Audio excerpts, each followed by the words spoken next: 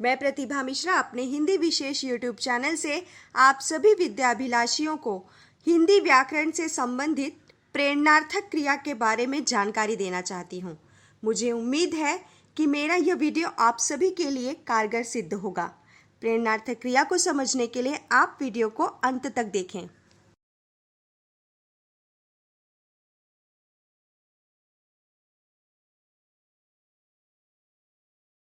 बच्चों, स्क्रीन पर दिए हुए वाक्यों को ध्यान से देखिए। प्रिया पाठ पढ़ती है। माँ प्रिया को पाठ पढ़ाती है। माँ अध्यापक द्वारा प्रिया को पढ़वाती है। उपयुक्त तीनों वाक्यों की क्रियाएं पाठ पढ़ने के कार्य को सूचित करती है, जबकि पढ़ना क्रिया का प्रत्यक्ष कर्ता प्रिया है। पहले वाक्य में पढ़ती अथवा पढ़ना क्रिया का कर्ता प्रिया है, वह स्वयं कार्य करती है। दूसरे वाक्य में बच्चों पढ़ाती, पढ़ना क्रिया का कार्य प्रिया ने माँ द्वारा प्रेरणा मिलने पर किया है, अतः यह क्रिया का प्रथम प्रेरणार्थक रूप है। तीसरे वाक्य में पढ़वाती, पढ़ना क्रिया का कार्य प्रिया ने तब किया जब उसे माँ द्वारा अध्यापक को प्रेरणा मिली, अतः यह क्रिया का द्वितीय प्रेरणार्थक रूप है। बच्चों, जहाँ कर्ता कार्य स्वयं न करके किसी की प्रेरणा से करता है, वह प्रेरणार्थक क्रिया होती है। इसकी परिभाषा, जो क्रिया स्वयं नहीं की जाती बल्कि किसी की प्रेरणा से की जाती है, उसे प्रेरणार्थक क्रिया कहते हैं। बच्चों, प्रेरणार्थक क्रिया के दो भेद होते हैं। आइए दोनों ही भेदों को हम एक एक करके देख लेते हैं। सबसे पहले प्रथम प्रेरणार्थक क्रिया। जब क्रिया करने वाला एक कर्ता है, काम करने की प्रेरणा एक ही कर्ता से मिलती है, तब उसे प्रथम प्रेरणार्थक क्रिया कहते हैं। उदाहरण द्वारा आपको समझा दूं, जैसे माँ बच्चे को खाना खिलाती है। बच्चों, खिलाती है यह माँ द्वारा किया हुआ प्रथम प्रेरणार्थक क्रिया है। द्वितीय प्रेरणार्थक क्रिया, जब एक कर्ता पर दूसरे कर्ताओं की प्रेरणा रहती है, तब उस क्रिया को द्वितीय प्रेरणार्थक क्रिया कहते हैं। उदाहरण, माँ तनीषा द्वारा बच्चे को खाना खिलवाती है। व्याकरण में प्रेरणार्थक क्रिया बनाने के कुछ नियम हैं।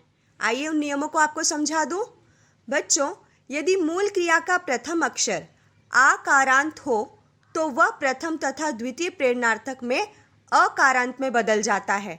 उदाहरण द्वारा आपको समझा दूं, जैसे यहाँ मैंने मूल क्रिया, प्रथम प्रेरणार्थक क्रिया और द्वितीय प्रेरणार्थक क्रिया में भागों में बांट दिया है। पहला शब्द भागना, जिसका प्रथम प्रेरणार्थक क्रिया बन जाएगा भगाना, और द्वितीय भगवाना।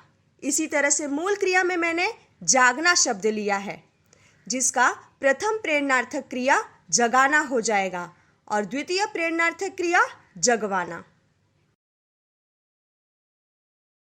इसी तरह से बच्चों, यदि मूल क्रिया का प्रथम अक्षर बड़ी ई कारांत हो तो वह प्रथम तथा द्वितीय प्रेरणार्थक में छोटी ई कारांत में बदल जाता है।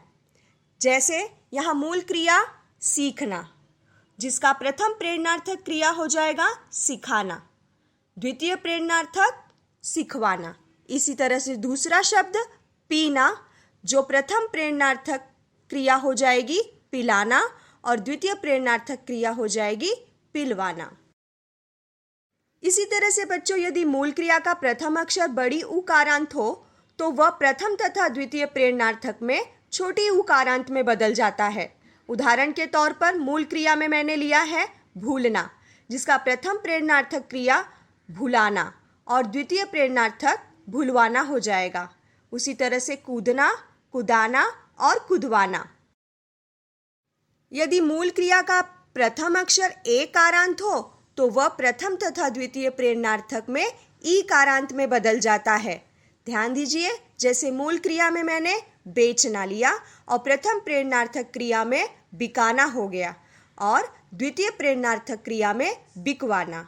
इसी तरह से बैठना, बिठाना, बिठवाना। बच्चों, यदि मूल क्रिया का प्रथम अक्षर ओकारांत हो तो वह प्रथम तथा द्वितीय प्रेरणार्थक दोनों में उकारांत में बदल जाता है। जैसे धोना, यह एक मूल क्रिया है, उसका प्रथम प्रेरणार्थक धुलाना और द्वितीय धुलवाना हो जाएगा। इसी तरह से बुलाना, बोलना, बुलवाना। बच्चों, कुछ एकाक्षरी धातु के अंत में ला और लवा लगता है और प्रथम दीर्घांत अक्षर ह्रस्व बन जाता है। आइए उदाहरण द्वारा आपको समझा दूं। जैसे मैंने यहाँ पे मूल क्रिया में दो शब्द लिए हैं, छूना और खाना, जिसका प्रथम प्रेरणार्थक और द्वितीय प्रेरणार्थक दोनों ही मैंने यहाँ दे दिया है। छूना का प्रथम प्रेरणार्थक क्रिया हो जाएगा छुलाना और द्वितीय प्रेरणार्थक क्रिया छुलवाना। इसी तरह से खाना, खिलाना, खिलवाना। बच्चों, कुछ एकाक्षरी धातु से केवल एक ही प्रथम प्रेरणार्थक क्रिया बनती है। जैसे मूल क्रिया मैंने यहाँ पर लेना और खोना, दोनों के ही प्रथम प्रेरणार्थक लेना का लिवाना और खोना का खोवाना। बच्चों, यहाँ पर ऐसे शब्दों का द्वितीय प्रेरणार्थक क्रिया नहीं बनता है। ध्यान दीजिए बच्चों, यदि मूल धातु का प्रथम अक्षर अ, छोटी ई कारांत और छोटा उ कारांत हो तो उसमें किसी भी प्रकार का परिवर्तन नहीं होता है।